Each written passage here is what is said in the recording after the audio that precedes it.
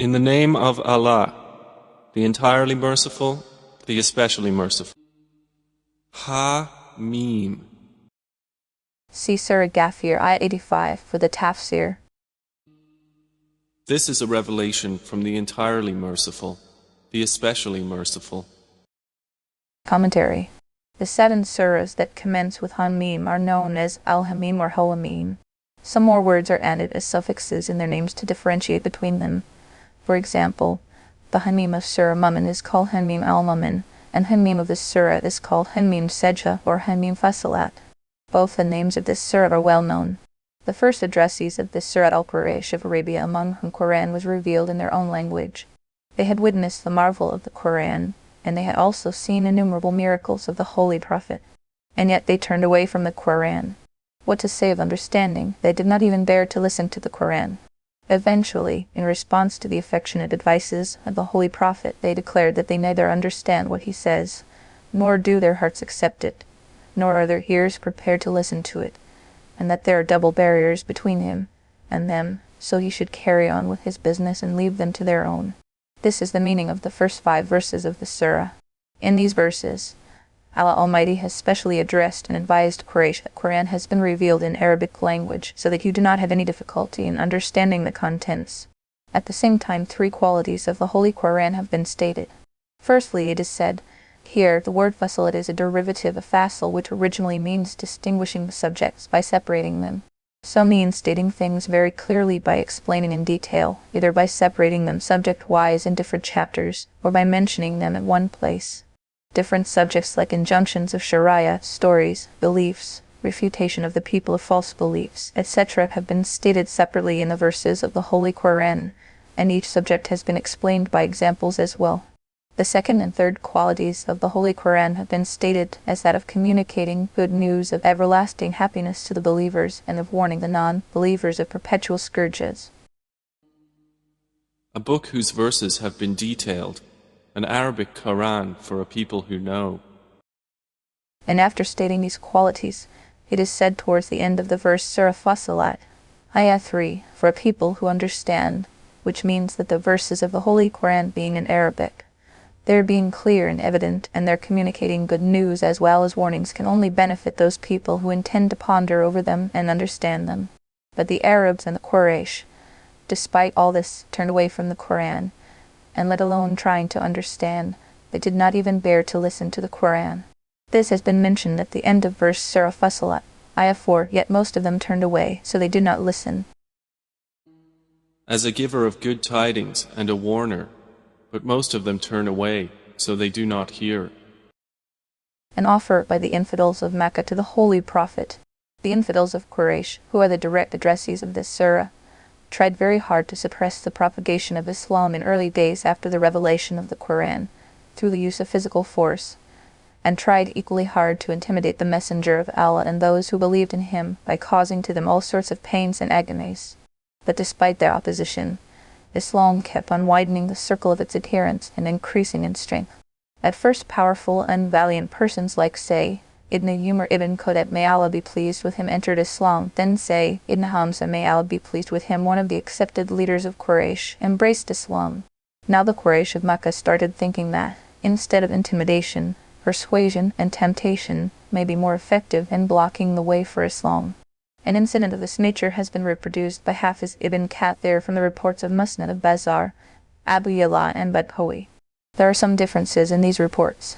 Hafiz ibn Kathir has considered the report of Badhawi to be the nearest to the truth, and then he has reproduced this incident from the book Kitabus, surah written by Muhammad ibn Ishaq, and has preferred this version to the other 3.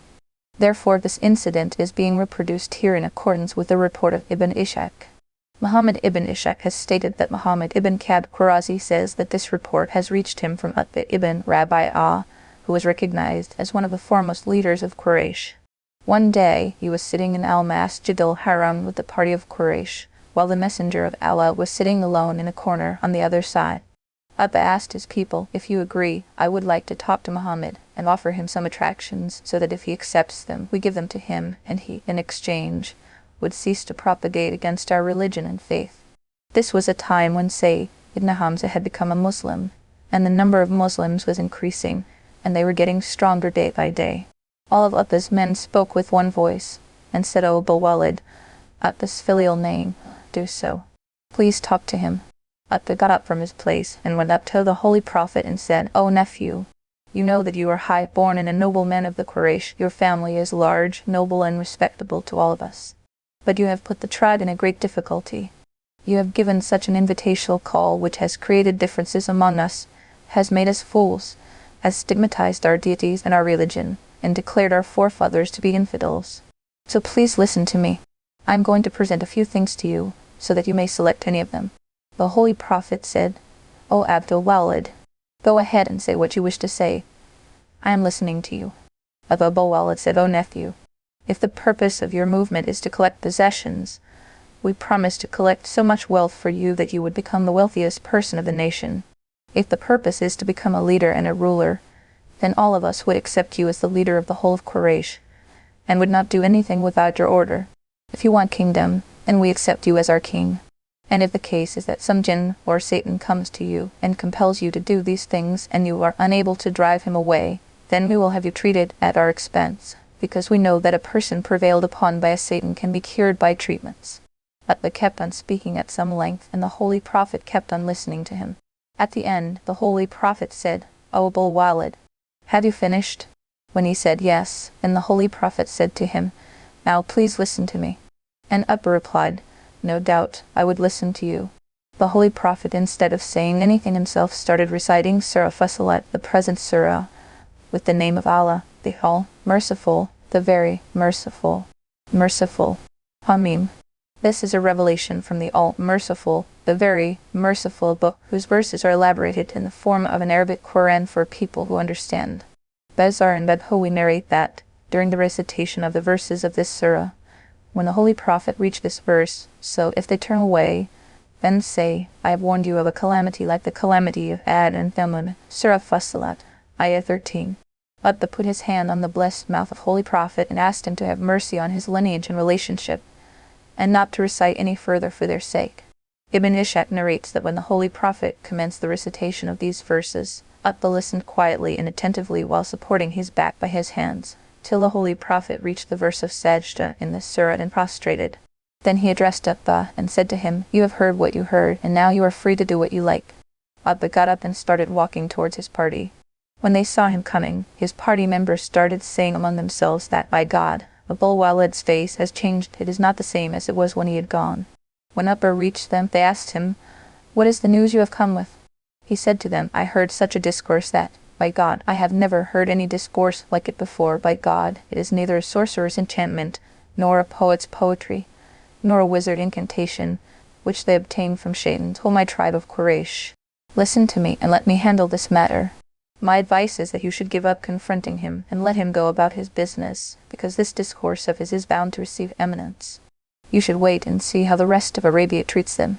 If, besides Quraysh, the rest of Arabs defeat them, then your problem is solved without any effort on your part, and if he prevails on the rest of Arabs, then his rule will be your rule, their honor will be your honor, and you will be the luckiest people because of him.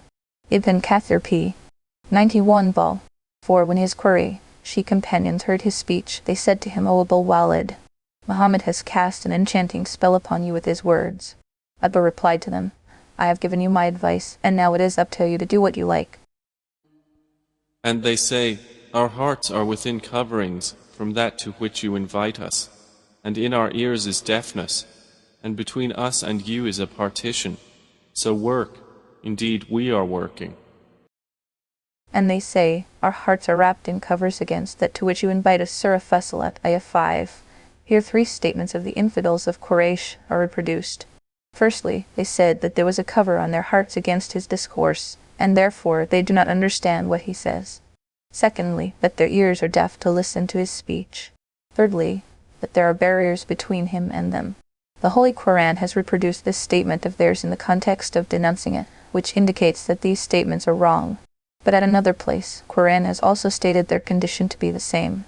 A verse of Surah Anam states, But we have put coverings on their hearts, so that they do not understand, and heaviness in their ears. Surah Al-Anam, Ayah 25. One may doubt that there is a conflict between this verse and that of Surah Anam in this respect.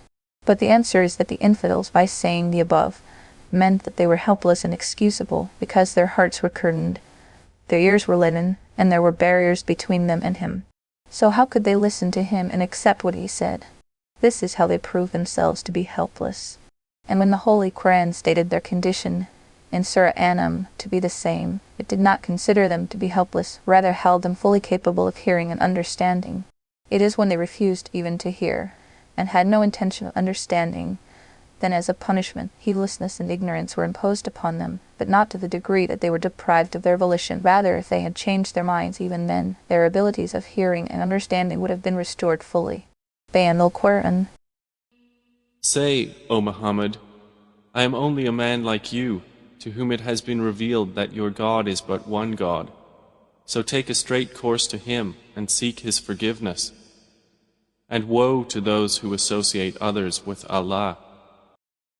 Prophetic reply to the denial and ridicule of disbelievers.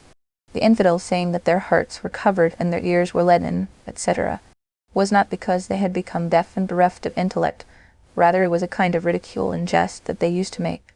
But the reply to this offensive ridicule that the Holy Prophet was directed to give was not to be offensive in the like manner, but to express his humility that he is not God, having authority over everything.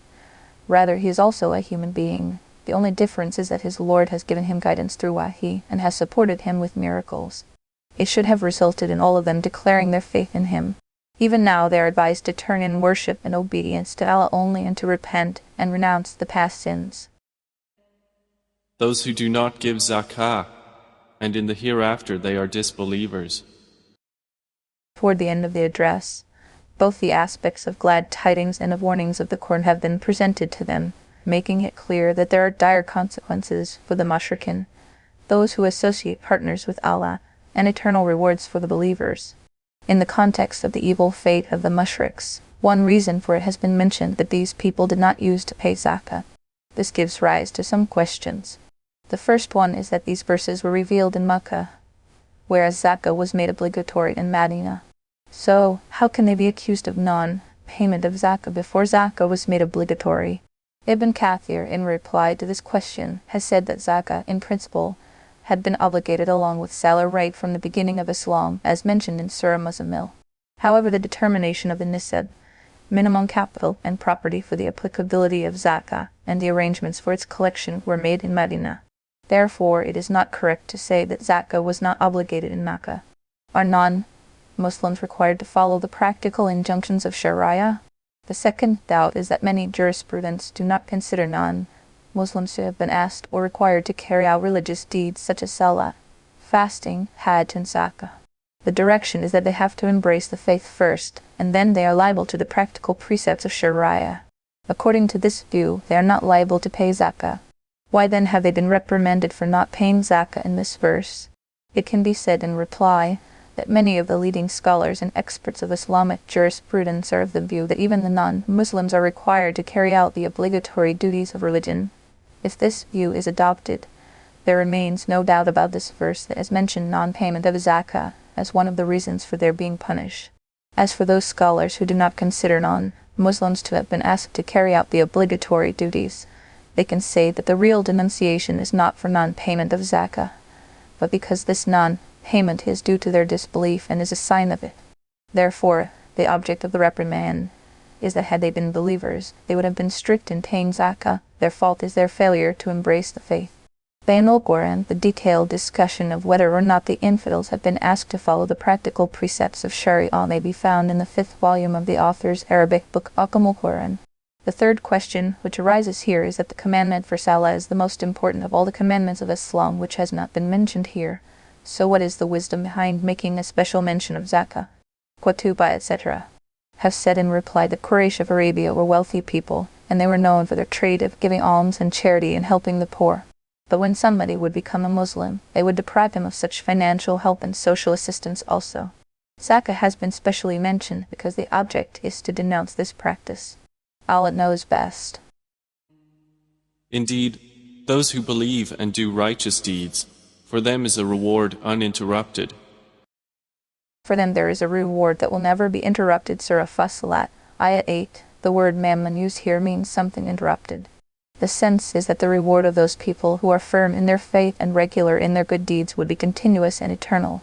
Some exegetes have explained the intention of the verse, that if a Muslim, despite being regular in religious duties, could not perform them at any time due to illness, travel, or some other reason, the reward for the good deeds is not cut off. Rather, Allah Almighty orders the angels to keep on crediting those good deeds to his account, which he used to carry out regularly in normal conditions, but could not do them due to illness or some other reason. Hadith on this subject are narrated in Sahih Bukhari as reported by Sayyidina Abu Musa Ash'ari, and in Surahs, son of Badhowi by Sayyidina Ibn Umar, and by Sayyidina Anas, may Allah be pleased with him, and in Rays, and by Sayyidina Abdullah ibn Masud, may Allah be pleased with him. Mashari.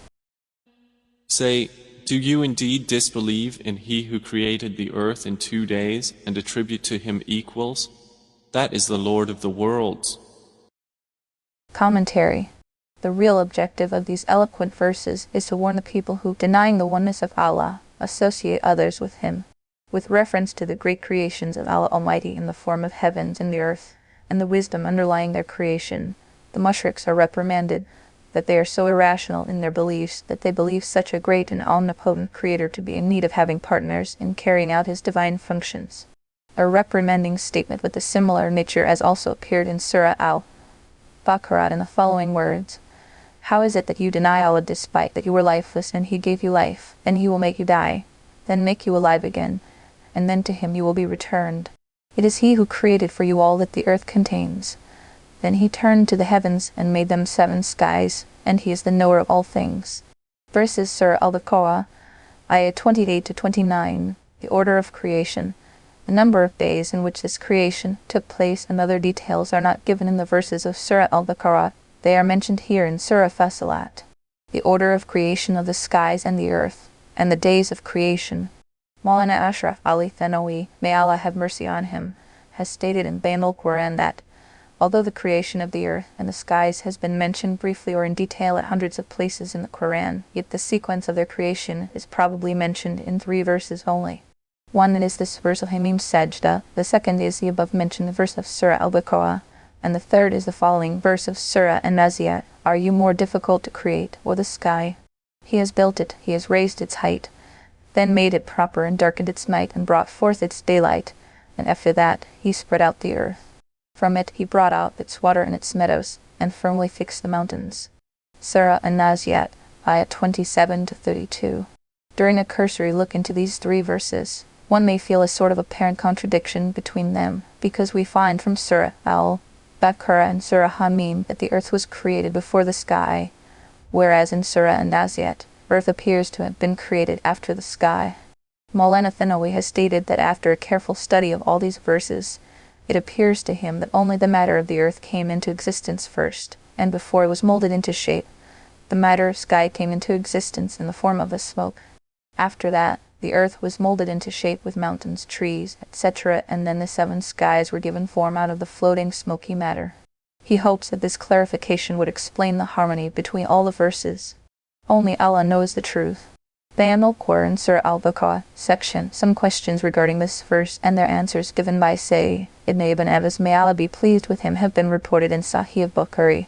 The explanation of this verse given by Sayyidina Ibn Abbas, may Allah be pleased with him, is about the same as that given above by Maulana Thanawi. May Allah have mercy on him. The words quoted by Ibn Kathir are: Hafiz Ibn Kathir has also quoted the following as explanation of this verse given by Sayyidina Ibn Abbas, may Allah be pleased with him, with reference to Ibn Jarir. The Jews of Medina came to see the Holy Prophet and asked him about the creation of the earth and of the skies. The Holy Prophet told them that Allah Almighty created the earth on Sunday and Monday, the mountains and the minerals therein on Tuesday, and the trees, water springs, cities, buildings, and desolate plains on Wednesday, all this in 4 days as stated in the verse. Then He created the sky on Thursday, and on Friday He created the stars, the sun, the moon, and the angels. All this was completed on Friday, when 3 hours were still left. All the disasters and troubles that everything is going to face were created in the 2nd hour, and in the 3rd period Sayyidina Adam was created and lodged in paradise. Iblis was commanded to prostrate before Sayyidina Adam and turned out of paradise when he refused to prostrate. All this was completed till the end of the 3rd hour. Ibn Kathir at the end. Ibn Kathir says, this hadith has an element of ghurba, that is, the contents of this hadith are not corroborated by other sources. The commencement of creation took place on Saturday according to a hadith narrated by Sayyidina Abu Hurairah, reported in Sahih of Muslim. As per this hadith, it took 7 days for the creation of the earth and skies. But generally the explicit verses of the Quran mention the duration of creation to be 6 days. And we created the heavens and the earth and all that is between them in 6 days, and no weariness even touched us. Surah Kahf, ayat 38. Because of this, and also because of its weak chain of narrators, this hadith has been held as ma'lul, defective, by the leading muhaddithin. Ibn Kathir, may Allah have mercy on him, has stated that this hadith is one of the strange ones of Sahih of Muslim, and then stated that Imam Bukhari, in his book Tariq Kabir, has considered this narration to be ma'lul, defective, and some scholars have quoted this statement as a saying of Sayyidina Abu Hurairah, may Allah be pleased with him, narrated by Kubi Obar, and not as a statement of the Holy Prophet, and have said that this is the most correct. Ibn Kathir p. 94 vol. 4. Similarly, other masters of hadith like Ibn al-Madini, Bayhaqi, etc. have also considered it to be a statement of Kab Obar. Footnote of Zaddil Nasir by Ibn al-Jaziki. 273 vol. 7. The narration of Sayyidina Ibn Abbas, may Allah be pleased with him, quoted above from Ibn Jarir, has also an element of ghurba, being against other sources, according to Ibn Kathir. One reason for its ghurba is that in this narration creation of Sayyidina Adam took place along with the creation of skies in the last hour of Friday, and the divine order for prostration and the exit of Iblis from the paradise is also mentioned to have taken place in the same hour. But it is patently clear from the text of many verses of the Quran that creation of Sayyidina Adam took place a long time after the creation of the earth and skies, when the earth was provided with all the necessities, and it was inhabited by the jinns and shaitans, devils. It was after all this that Allah Ta'ala told the angels that he was going to make a vicegerent on the earth. Majari, briefly, of all the ahadith wherein the duration, days, and sequence of creation of the earth and skies is narrated, no narration is such which can be said to be as absolutely certain as the Quran. Rather, it is very likely that these may be Israelite traditions, not noble ahadith, as clarified by Ibn Kathir about the hadith quoted in Sahih of Muslim and Nasai. Therefore conclusions should be drawn from the verses of the Quran only. The one thing found absolutely certain from the verses of the Quran collectively is that the earth, the skies, and whatever is inside them were created in 6 days only. The other thing found from the verses of Surahs, Sajda, is that the creation of the earth, its mountains, trees, etc. took full 4 days. The third thing found is that the creation of skies took 2 days. It is not clarified whether it took 2 full days. There is some indication that 2 full days were not used, and some part of the last day, being Friday, was left unused. It appears from these verses that it took 4 days for the creation of the earth, and the remaining 2 days for the creation of the skies, the earth having been created first. But the verse of Surah An-Nazi'at states clearly that the laying out of the earth and its completion took place after the creation of the skies. Therefore the sequence stated above, with reference to Bainul Quran, that the creation of the earth took place in 2 stages, is not beyond reason. In the first 2 days, the earth and the matter for mountains, etc. were created. In the next 2 days the skies were created, and in the last 2 days the laying out of the earth and the creation of the mountains, trees, rivers, springs, etc. was completed. In this way, the 4 days of the creation of the earth were not continuous. As for the sequence mentioned in the present verse of Surah Sajda, it is stated first that the creation of the earth took place in 2 days, the one who has created the earth in 2 days, Surah Fussilat, ayah 9, then after giving a reprimand to the mushrikin, and he placed on the earth firmly set mountains over its surface, and he blessed it and determined therein its creatures' sustenance in 4 days without distinction, for the information of those who ask. It is stated separately, he has placed firm mountains in it, the earth towering above it, and put blessings in it, and proportioned its foods therein, in 4 days. It should be remembered that the 4 days mentioned in this verse are inclusive of the first 2 days mentioned in verse Surah Fussilat, ayah 9, according to the consensus of the exegetes. The first 2 days and the later 4 days are not separate. Otherwise the total period of creation would become 8 days, which is against the explicit statement of the Quran. It appears that it would have been more proper at this point if, After mentioning the creation of earth in 2 days, the creation of mountains, etc., were also mentioned in 2 days, and thus it would have been known that the total number of days taken for the creation of earth was 4. But by choosing to state that the number of days including the remainder of the earth's creations totals 4, Quran has probably indicated that the 4 days were not continuous, but in 2 parts, 2 days before the creation of the skies, and 2 days after it. The creation of mountains, etc. mentioned in the verse Surah Fussilat, Ayah 10, relates to the period after the creation of the skies. And Allah knows best. He has placed firm mountains in the earth, towering above it. Surah Fussilat, Ayah 10. The mountains have been created to maintain the earth's balance, as has been clarified in many verses of Quran. It was not necessary for this purpose to raise them above the earth's surface and to make them so high they could have been placed inside the earth also. But in raising them above and making them so high as to keep them away from the reach of human beings and animals, generally, there were thousands, rather innumerable, benefits for the inhabitants of the earth.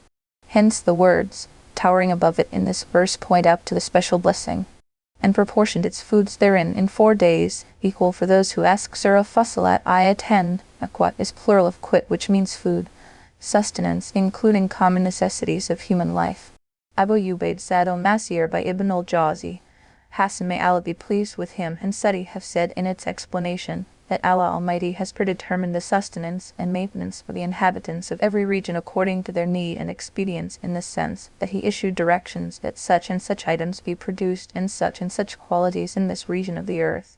This predetermination has caused every region of the earth to have characteristics of its own, and different kinds of minerals, different kinds of vegetation, trees, and animals have been created according to the needs, nature, and preferences of that zone.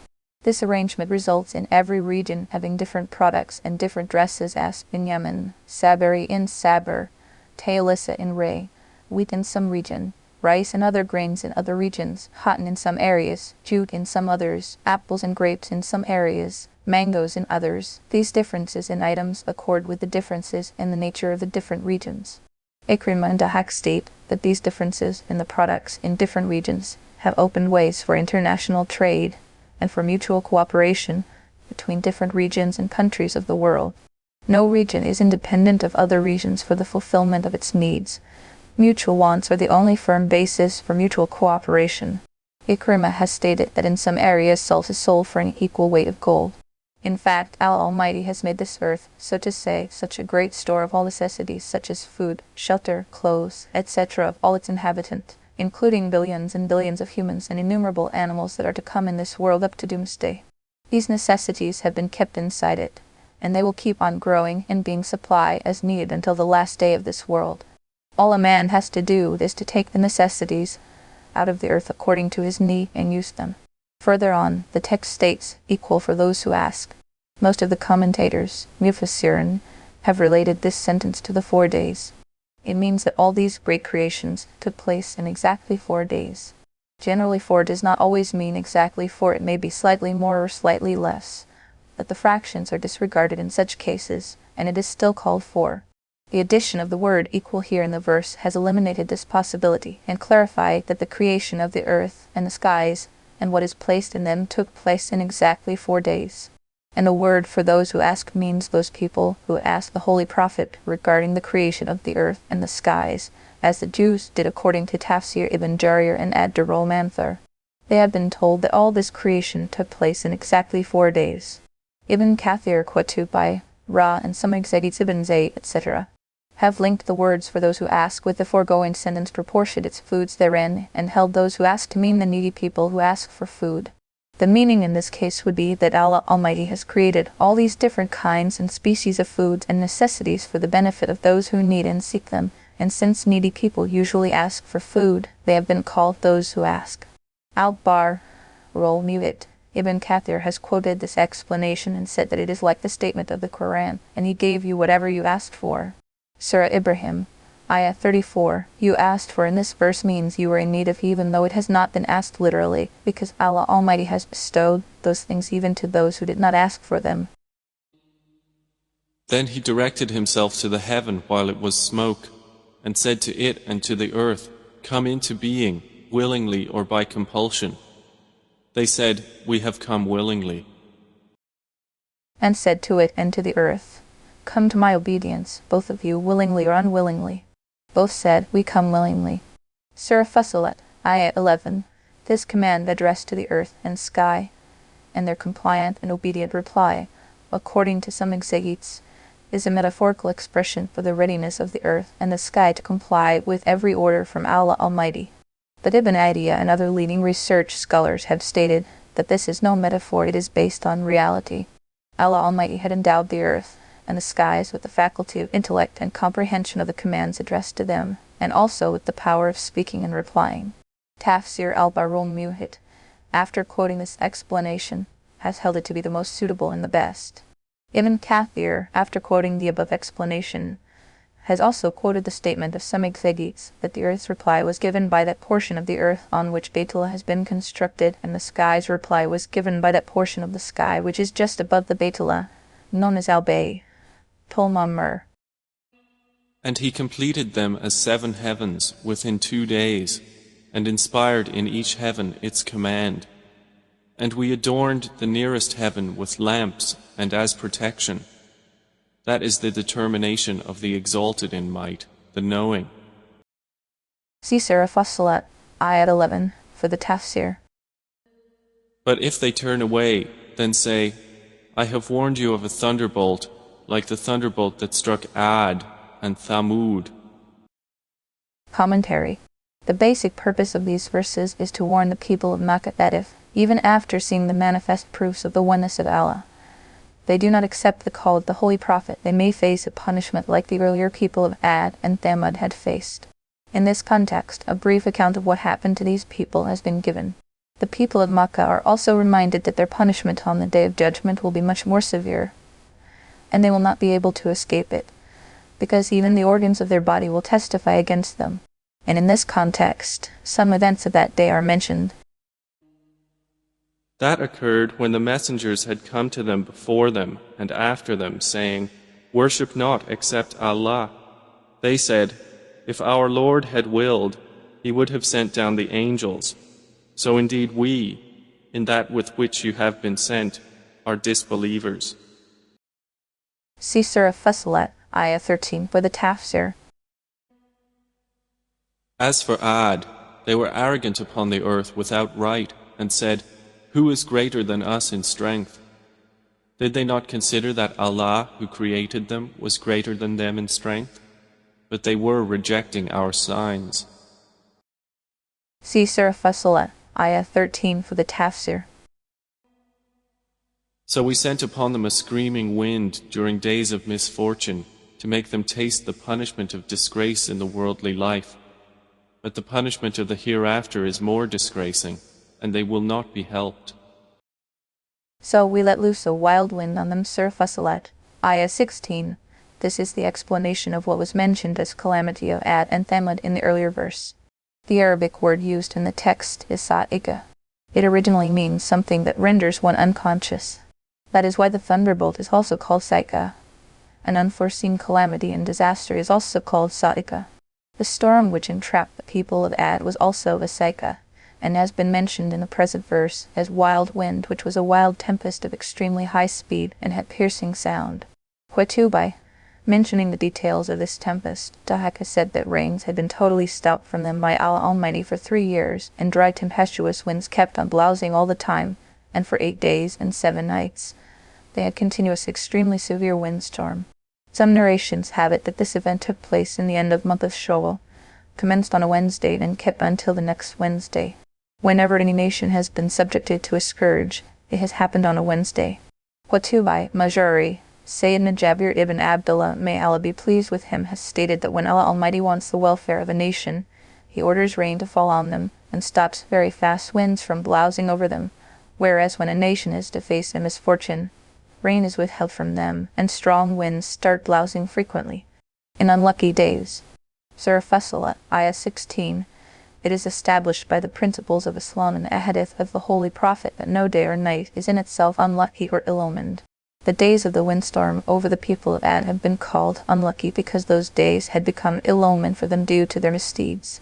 It does not necessarily mean that those days were ill-omened for everybody. Majari in the Al-Qur'an, the detailed investigation as to whether anything can be illumined by its nature can be seen in the author's book Al-Quran Vol. 5 in Arabic. And as for Thamud, we guided them, but they preferred blindness over guidance. So the thunderbolt of humiliating punishment seized them for what they used to earn. See Surah Fussilat, Ayat 16, for the Tafsir. And we saved those who believed and used to fear Allah. See Surah Fussilat, Ayat 16, for the Tafsir. And mention, O Muhammad, the day when the enemies of Allah will be gathered to the fire while they are driven, assembled in rows. So they will be kept under control. Surah Fussilat, Ayah 19. The original word used in the text is yuza'an, which is derived from was, which means to stop, to prevent. Most of the learned exegetes have explained it in the sense that when people of hell, who will be numerous, will be taken forward to the field of Hashr, in the place of reckoning, the people in the front will be halted for a while, so that the people in the rear also catch up with them. This will be done to avoid indiscipline. It is this interpretation of the verse on the basis of which it is translated as kept under control, and some exegetes have translated yuza'an as pushed, which means that they would be driven towards the place of reckoning by being pushed.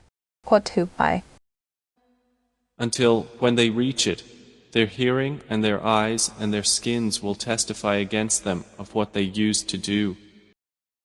See Surah Fussilat, Ayah 19, for the Tafsir. And they will say to their skins, "Why have you testified against us?" They will say, "We were made to speak by Allah, who has made everything speak, and He created you the first time, and to Him you are returned." See Surah Fussilat, Ayah 19, for the Tafsir. And you were not covering yourselves, lest your hearing testify against you, or your sight, or your skins, but you assumed that Allah does not know much of what you do. And you had not been hiding yourselves when committing sins because of the apprehension that your ears and your eyes and your skins would bear witness against you. Surah Fussilat, Ayah 22. This verse means that if anyone wants to commit a sin or a crime, he may hide it from others, but how can he hide it from his own limbs and organs? When it is known that our ears, eyes, hands, feet, skin, and hair are not ours, rather they are witnesses of the state against us, and when they would be questioned about our deeds, they would give true evidence, then there is no way to hide the commitment of a crime or a sin. The only way to avoid the disgrace is to keep away from sin.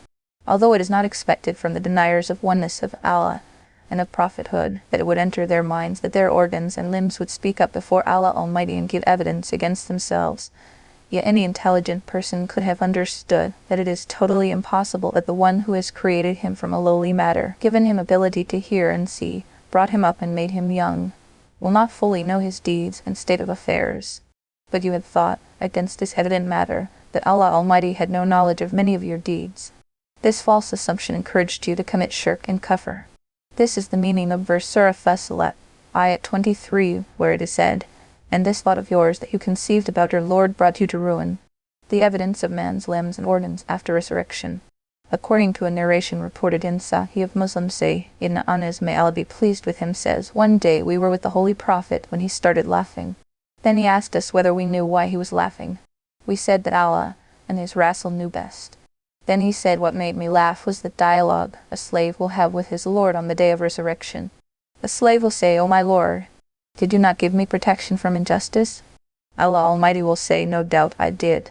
Then this slave will say, since this is so, I would not be satisfied with any evidence in the matter of my accountability, except that some part of my own being stands up as witness.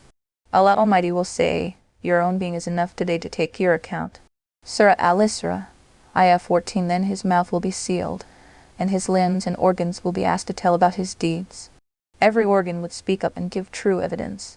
After that his mouth will be unsealed, and then he will say to his own organs in displeasure, may you be ruined, may you be destroyed. Whatever I had done in the world was only to make you comfortable, whereas you have stated to furnish evidence against me. And according to another narration by say, Inna Abu Hurairah, may Allah be pleased with him, this person's mouth will be sealed, and his thigh will be called to speak, can tell about his deeds. Then his thigh, its flesh and bone will all give evidence of his deeds. Muslim Majari Sayyidina Makil ibn Yasar, may Allah be pleased with him, has narrated that the Holy Prophet has said that every new day calls the humans, saying, I am a new day, and I shall be a witness to whatever you do today. So you should do some good deed before I come to an end, in order that I may give evidence, because once I am gone, you will never find me again. Similarly, every night gives the same call. Al-Qutubi with reference to Abu Naim. And that was your assumption which you assumed about your Lord. It has brought you to ruin, and you have become among the losers. See Surah Fussilat, Ayah 22 for the Tafsir. So even if they are patient, the fire is a residence for them. And if they ask to appease Allah, they will not be of those who are allowed to appease. See Surah Fussilat, Ayah 22 for the Tafsir. And we appointed for them companions who made attractive to them what was before them and what was behind them of sin. And the word has come into effect upon them among nations which had passed on before them of jinn and men. Indeed, they all were losers. See Surah Fussilat, Ayah 22 for the Tafsir. And those who disbelieve say, do not listen to this Quran and speak noisily during the recitation of it, that perhaps you will overcome. Commentary. Do not listen to this Quran and make noisy during its recitation. Surah Fussilat, Ayah 26. When all the efforts of the disbelievers failed in confronting the Holy Quran, they started doing such mischievous acts as mentioned in this verse.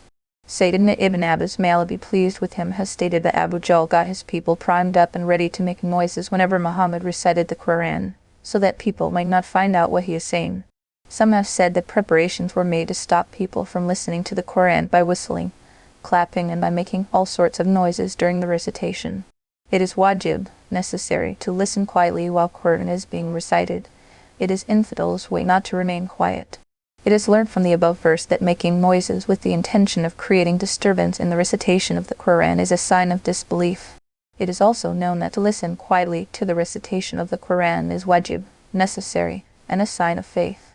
It has become a usual practice in our days that people put their radios and cassette players on where the Holy Quran is recited with loud voice, which can be heard in about every restaurant and place of gathering, while people go about their business never paying any attention to the Holy Quran. This practice presents a picture that was a sign of infidels.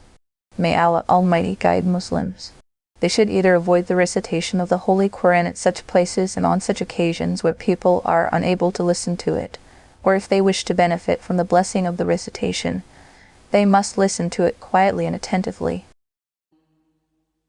But we will surely cause those who disbelieve to taste a severe punishment, and we will surely recompense them for the worst of what they had been doing. See Surah Fussilat, Ayah 26 for the Tafsir. That is the recompense of the enemies of Allah, the fire. For them therein is the home of eternity, as recompense for what they, of our verses, were rejecting. See Surah Fussilat, Ayah 26 for the Tafsir. And those who disbelieved will then say, Our Lord, show us those who misled us of the jinn and men, so we may put them under our feet, that they will be among the lowest. See Surah Fussilat, Ayah 26 for the Tafsir. Indeed, those who have said, Our Lord is Allah, and then remained on a right course, the angels will descend upon them, saying, Do not fear and do not grieve, but receive good tidings of paradise, which you were promised. Commentary. Those who rejected the Quran, the prophethood, and the oneness of Allah have been addressed from the beginning of the surah. With reference to the signs of Allah's omnipotence, they are invited to believe in oneness of Allah. Mentioned thereafter is the evil fate of those who reject the life hereinafter, with a detailed account of the punishment of hell in that life. Now the text takes up, henceforth, the conditions of the believing people and of those having perfect faith, their being honored and exalted in this world and in eternity, along with some special directions for them. Believers and those having perfect faith are those people who not only stick to the straight path and abide by the revealed laws themselves in their deeds and morals, but also call others towards Allah and care about their reformation. It is in this connection that those who invite others towards Islam are directed to remain patient and to repay evil with goodness. The sense of being upright. It surely, those who have declared, Our Lord is Allah, then remain steadfast. Surah Fussilat, Ayah 30. This verse has mentioned two qualities of these people. One is affirming Allah as their Lord. This refers to their faith. The other quality is of their remaining steadfast, which refers to their good deeds. In this way, the verse says that these people combine the true faith with good practice. The word used in the text for the second aspect is istiqamah, translated above as being steadfast, which has been taken by Maulana Thanawi to mean firmness in unshaken faith. This explanation is reported from Sayyid ibn Abu Bakr, may Allah be pleased with him. The explanation given by Sayyid ibn Uthman, may Allah be pleased with him, is nearly the same, as according to him istiqamah means hikaz, sincerity in deeds. And Sayyid ibn Umar, may Allah be pleased with him, has explained istiqamah in the following words. Istiqamah is that you hold on unwaveringly to all the injunctions of Allah, carry out the good deeds, and stay away from prohibitions, and do not seek escape. Props like foxes. Mashari.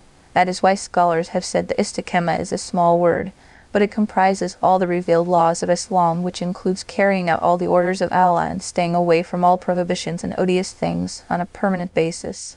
It is stated in Tafsir Kashf that a person's declaration that his Lord is Allah can only be true when he believes from the bottom of his heart that he is being brought up by Allah Almighty in all situations, and at every step, that he cannot take even one breath without his mercy. And all this demands that one should be so devoted and steadfast in his ways of worship that neither his heart nor his body should deviate even to a hair's breadth from submission to him like a slave.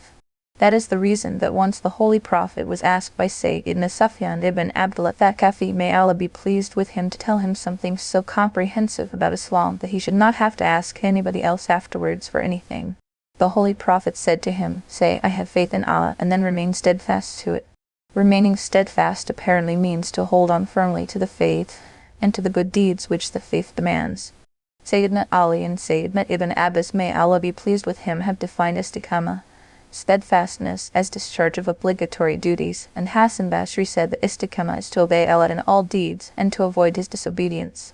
This tells us that the above quoted description of istiqamah given by Sayyid ibn Umar, may Allah be pleased with him, is the most comprehensive.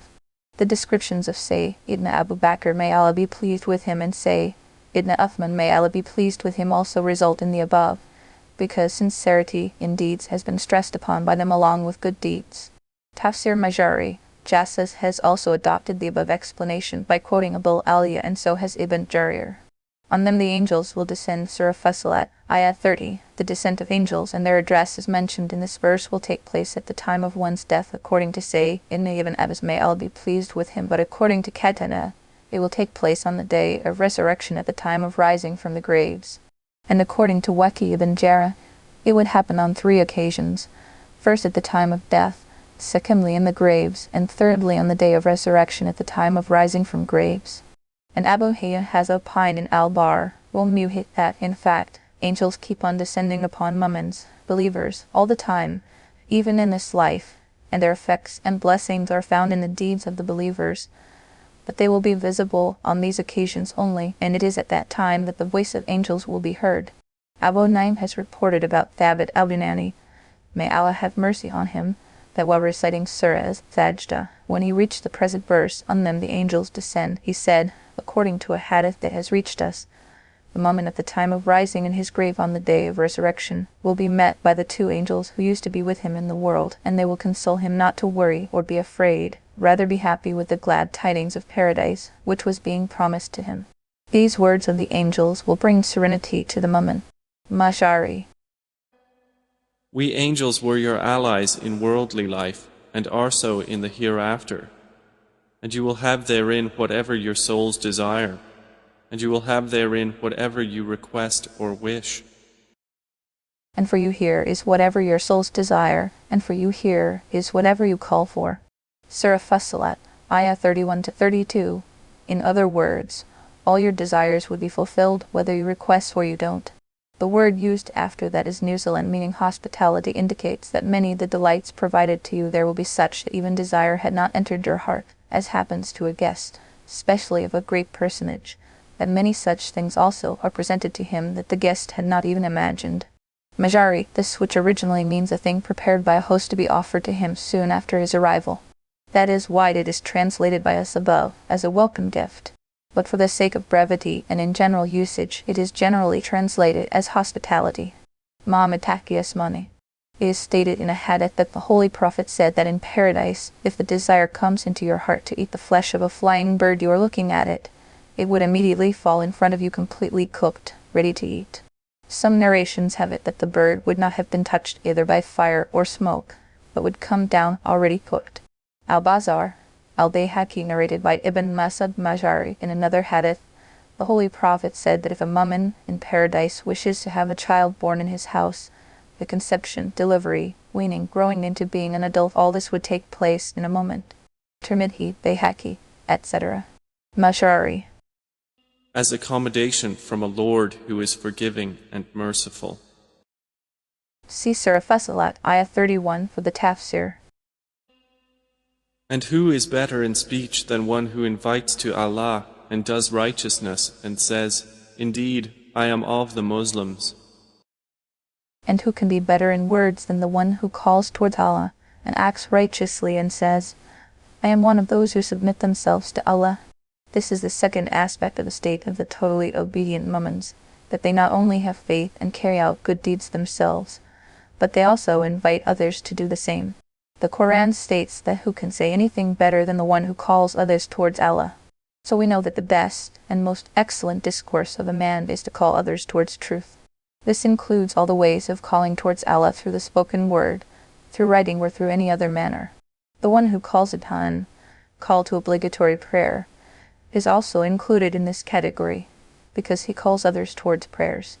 That is why Sayyidah Aisha, may Allah be pleased with him, has said that this verse is about mudhins, those who proclaim adhan, and that the words, and acts righteously after this means offering of 2 rakat of prayers between adhan and iqamah.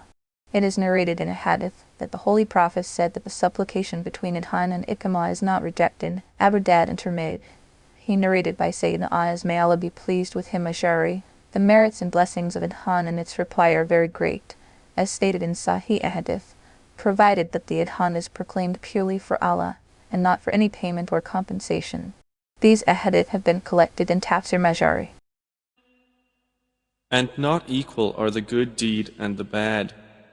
Repel evil by that deed which is better, and thereupon the one whom between you and him is enmity will become as though he was a devoted friend.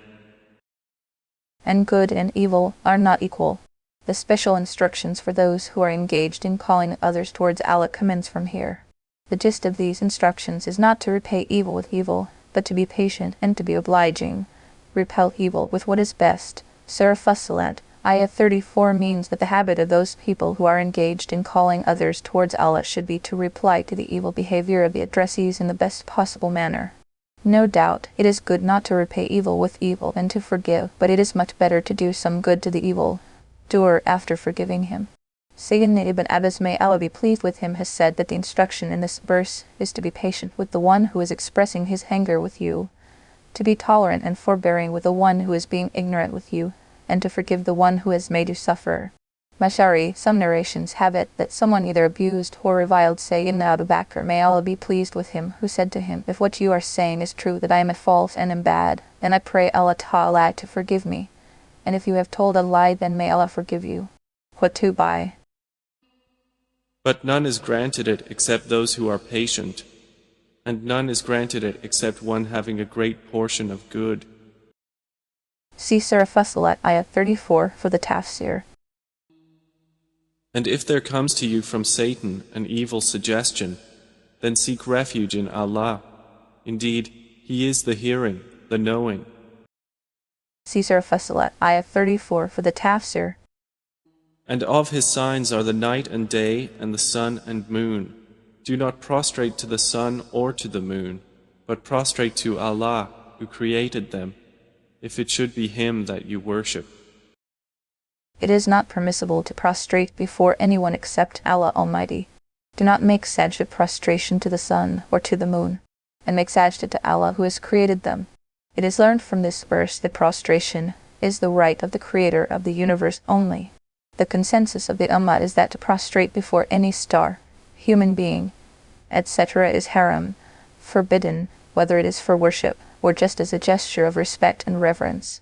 The only difference is that if someone prostrates before anyone other than Allah with intention to worship him, he becomes an infidel, and the one who prostrates simply as a mark of respect and reverence is not called an infidel, but he is guilty of committing a serious haram act and is a sinner.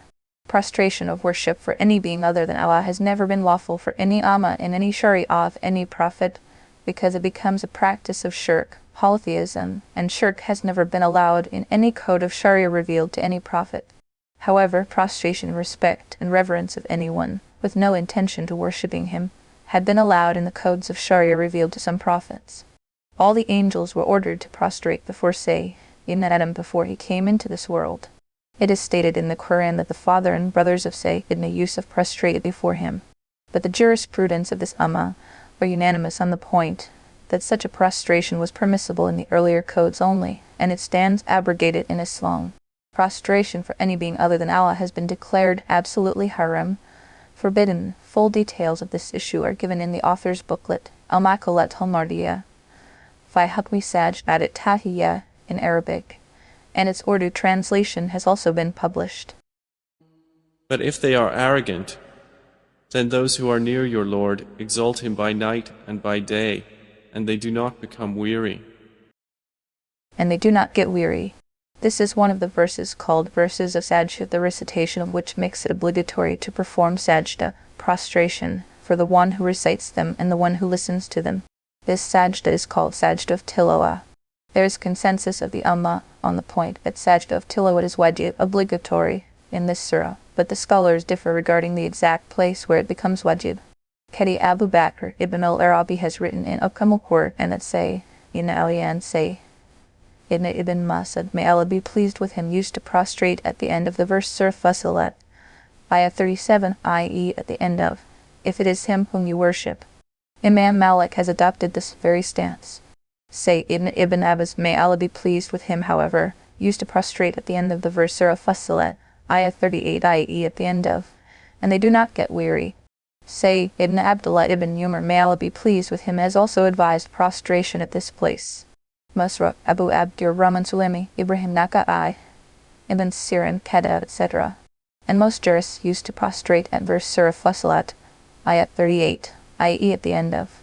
Imam Abu Bakr Jassis has said in Al-Qur'an that this has been the view of all the leading Hanafi scholars. He has further said that in view of the differences, it is on the safer side to prostrate at the end of the verse Surah Fussilat, ayah 38, because even if prostration becomes wajib at the end of the verse Surah Fussilat, ayah 37, then the obligation would be discharged if it is performed after the recitation of the verse Surah Fussilat, ayah 38, and if it becomes wajib at the verse Surah Fussilat, ayah 38, then the discharge of obligation, if it is performed after verse Surah Fussilat, ayah 38, is more obvious. And of his signs is that you see the earth stilled, but when we send down upon it rain, it quivers and grows. Indeed, he who has given it life is the giver of life to the dead. Indeed, he is over all things competent. See Surah Fussilat, ayah 38, for the tafsir. Indeed, those who inject deviation into our verses are not concealed from us. So, is he who is cast into the fire better, or he who comes secure on the day of resurrection? Do whatever you will. Indeed, he is seeing of what you do. Commentary. Description and rules of had a particular kind of kufr. Surely those who go crooked about our signs are not hidden from us. Surah Fussilat, ayah 40. In the earlier verses, there were warnings, threats and mention of scourge for those who used to openly deny the oneness of Allah and the prophethood of the Holy Prophet. Now a particular kind of denial is being described, which is called ilhad. The lexical meaning of had is to deviate, to incline towards one side, being crooked.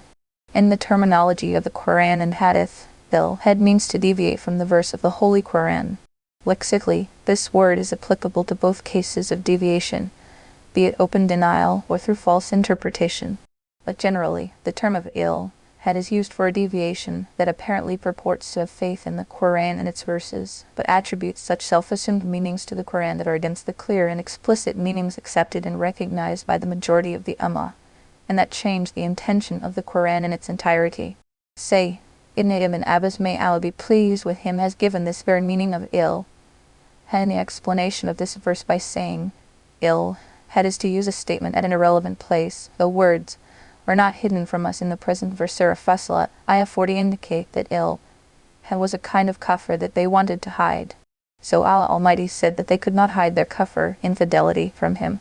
And this verse has advised clearly that deviation from the verses of the Quran, whether openly in distinct words or by trying to change the injunctions of the Quran through false interpretations, all are ill, had and kufr. Briefly, ill had is a kind of hypocritical kufr which in appearance claimed and admits to have faith in the Quran and its verses, but fabricates meanings of the verses of the Quran which are against the explicit provisions of the Quran, Sunnah, and principles of Islam.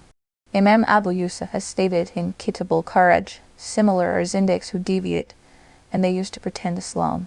This tells us that zindiq and mulhid, one who practices ill, had, are one and the same.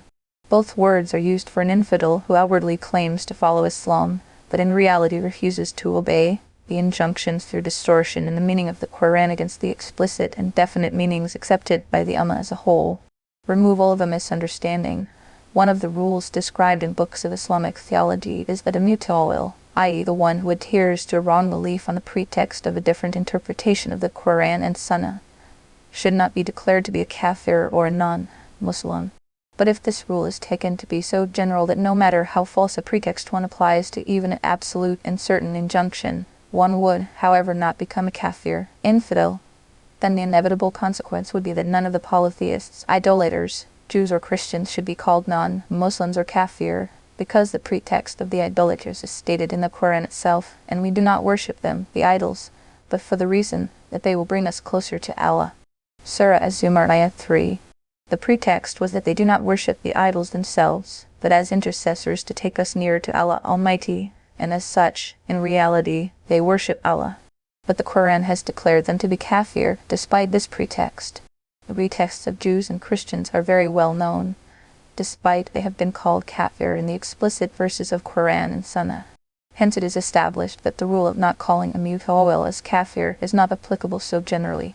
Therefore, the scholars in jurisprudence have clarified that the rule mentioned above is subject to a condition that the interpretation in matters relating to the self-evident elements, daruriyat ad-din, should not be against their definite, qat'i meanings.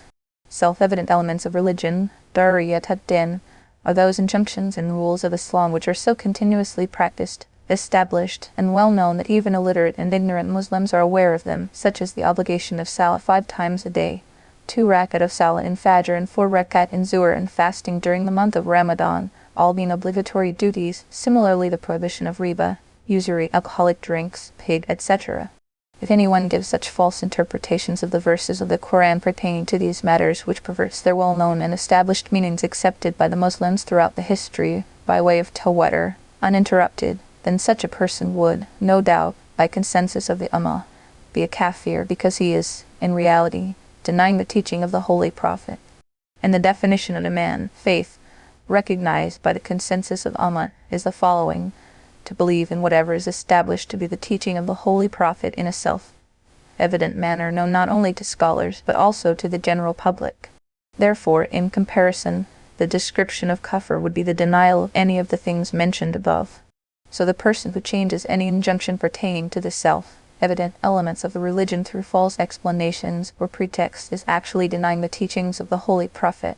Since ignorance of and negligence about religion and its injunctions have reached alarming proportions these days, many people who do not know the principles of Sharia, and whatever information they have about Islam is based on what they have learned from the Western scholars, have started in our days distorting the teachings of Islam by presenting false interpretations of the Holy Quran and Sunnah. Such people often seek help from the rule mentioned above and claim that these interpretations cannot be held as kufr. Therefore, in view of the serious need of the times, my respected teacher Maulana Muhammad Anwar Shah Kashmir, may Allah have mercy on him, has written a book on this issue, which is published with the title of Ikfarul Multidin. It has been proved in this book, on the basis of clarifications of scholars and jurisprudence of every school of thought, that in the self-evident elements of religion, Dariyat-ad-Din, nobody's pretext is valid, and such a pretext does not protect one from being kafir. This humble writer has summarized the contents of this book in his Urdu booklet, A Man or Kafir Quran Kai Roshni Main. The gist of the discussion is given in that book from a writing of Shah Abdul Aziz Mu, Hadith Delowi. May Allah have mercy on him. In the following way, he says that false interpretation of the Quran may be of two kinds. One is an interpretation that goes against the definite, unambiguous text of the Quran or of the mutawatir ahadith or of the absolute consensus of the Ummah. This kind of interpretation is kufr undoubtedly. The second kind is an interpretation against the texts that are, though clear and semi-certain, are not certain or definite in absolute terms. This kind of false interpretation is not kufr, however, it is fisq and misguidance. Apart from these two kinds, any interpretation that is based on a possible understanding of the text is the field of the jurists exercising ijtihad, and it carries reward from Allah in any case, as declared by Hadith. Indeed, those who disbelieve in the message after it has come to them, and indeed it is a mighty book. Surely those who have rejected the advice when it came to them are the ones who go crooked and are not hidden from us. And surely it is an unassailable book that cannot be approached by falsehood, neither from its front, nor from its behind. Surah Fussilat, ayah 41-42. Most exegetes have stated that the advice in this verse refers to the Quran, and the sentence "those who have rejected the advice when it came to them" is a complement of the former phrase "those who go crooked" about our verse, and hence, according to Arabic grammar, is subject to the same predicate, and thus the meaning is that these people cannot be hidden from us, and consequently cannot escape the scourge. Further on is stated that the Quran is protected by Allah. And surely it is an unassailable book, meaning that Allah Almighty holds this book dear and fully protected. No falsehood can enter this book. Narrated by Ibn Abbas Majari. Falsehood cannot approach it from before it or from behind it. It is a revelation from a Lord who is wise and praiseworthy. That cannot be approached by falsehood, neither from its front, nor from its behind.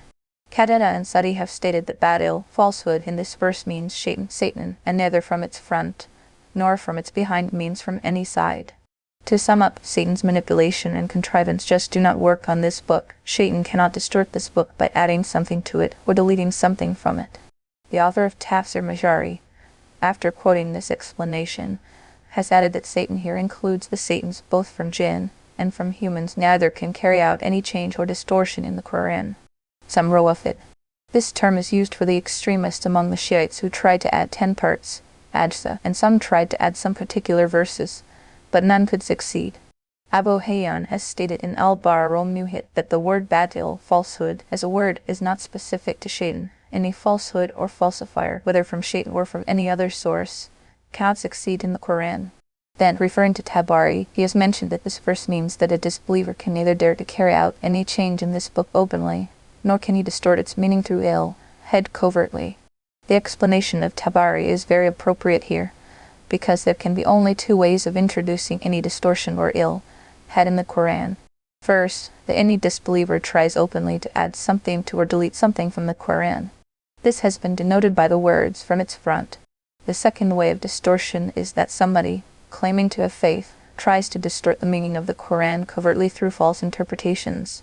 This has been referred to by the words, nor from its behind. The sense, in a nutshell, is that this book is so noble and protected by Allah that nobody has the power to bring any addition, omission, or change in its words, nor can one succeed in bringing any change in the injunctions of the Quran by distorting its meaning. Whenever any wretched person attempted to do so, he had to face ignominy. The Quran remained pure and untouched by his evil plans. As for its protection from open distortion or change, everybody can see that there is no way for anyone to do it, because it is being read and recited throughout the world for the last 14 centuries, fully memorized by hundreds of thousands of people. If anybody makes even the slightest mistake, the young, the old, the learned scholars, the illiterate, thousands and thousands of Muslims raise their voice for correction. The words "nor from its behind" in the present verse indicate that the protection of the Quran has been undertaken by Allah Almighty Himself by saying, "And we are there to protect it." Surah Al-Hayr, Ayah 9 is not limited to its words only, Rather, Allah Almighty has ensured that its meanings will remain protected as well.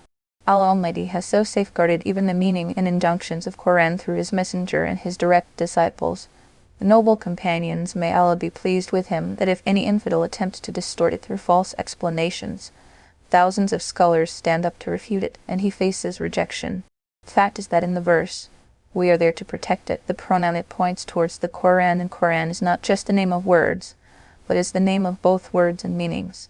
It is clearly mentioned in correct ahadith that a group will always remain among Muslims till doomsday who would expose the distortions of those who commit ill, had false interpretation, and would clarify the correct meaning of the Quran.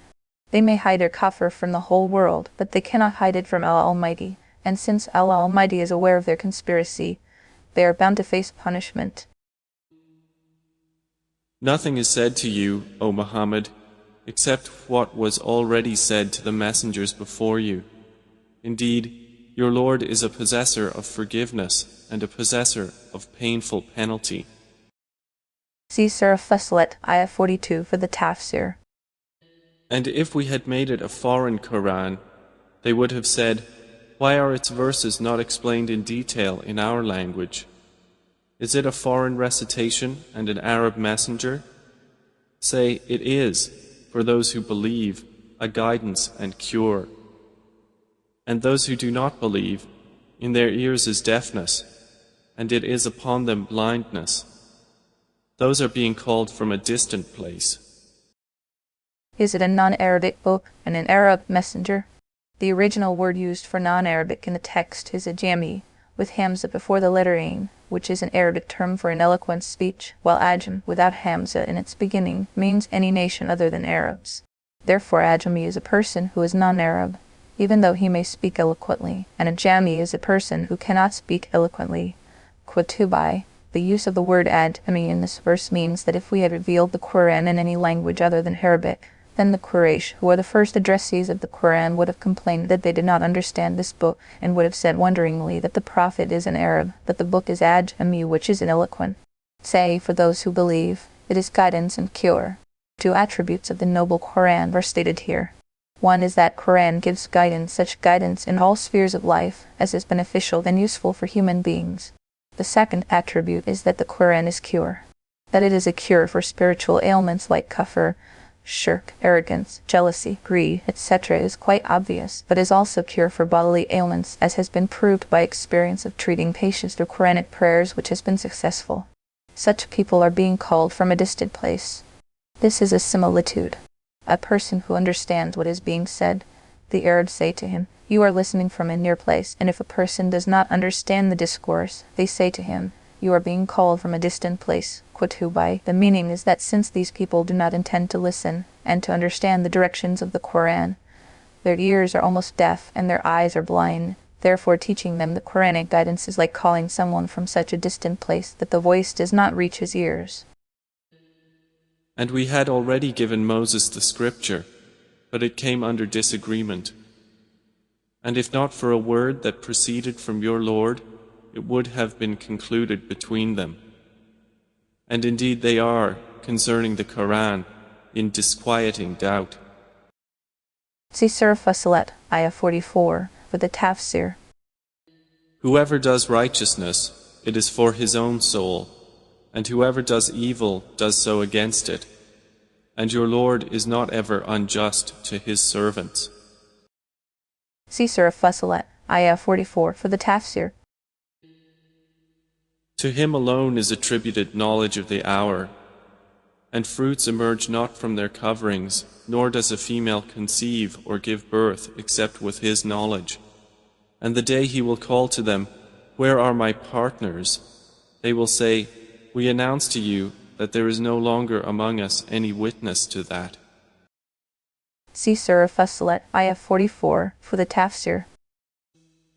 And lost from them will be those they were invoking before, and they will be certain that they have no place of escape. See Surah Fussilat, Ayah 44, for the Tafsir.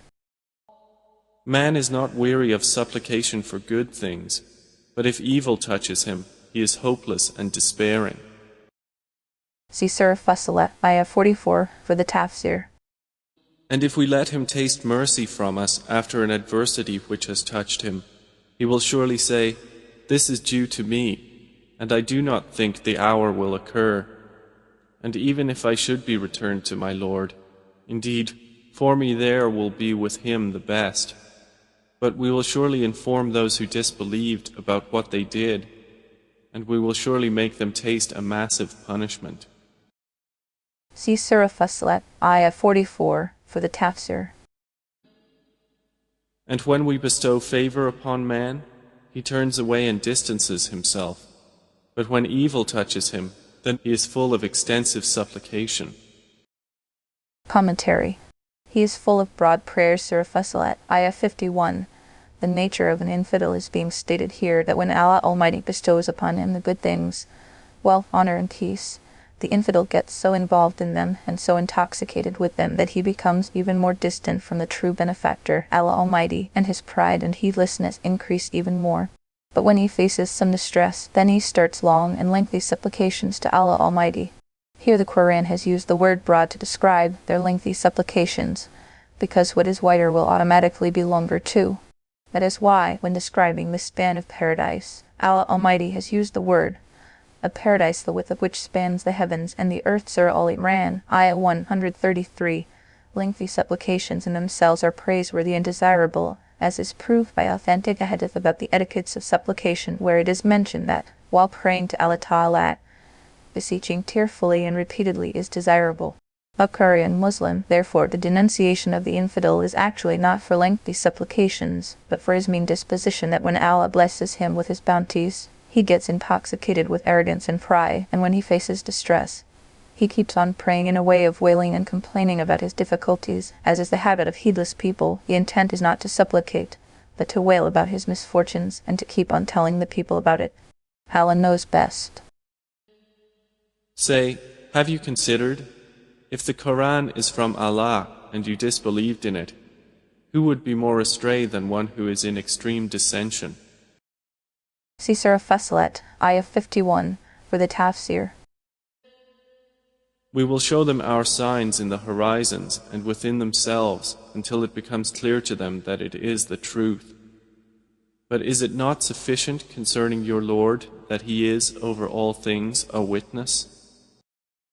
We will show them our signs in the universe and within their own beings. The word "afaq" used in the text literally means horizons, which includes all sides of the whole universe.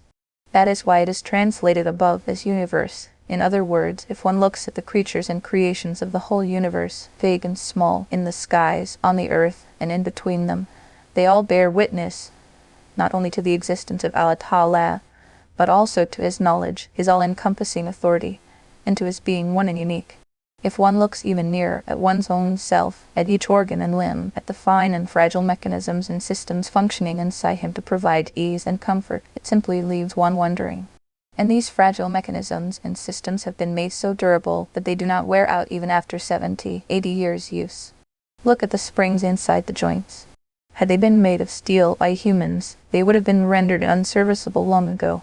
Look at the skin of the hands and then lines made thereon that last for the whole life, and yet do not wear out.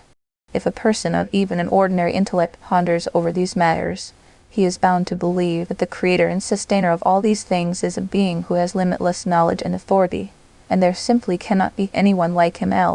The words used in the text are, "We will show them our signs," which indicate that the signs of Allah's power and majesty that have been manifested to the mankind so far are not the only signs of Allah. In fact, Allah Ta'ala will continue to show His signs, both in the universe and in man's own creation, up to the Day of Judgment. Thus the present verse covers all the new discoveries of science that man is able to reach till the end of the universe. Unquestionably, they are in doubt about the meeting with their Lord. Unquestionably, He is of all things encompassing. See Surah Fussilat, Ayah 53 for the Tafsir.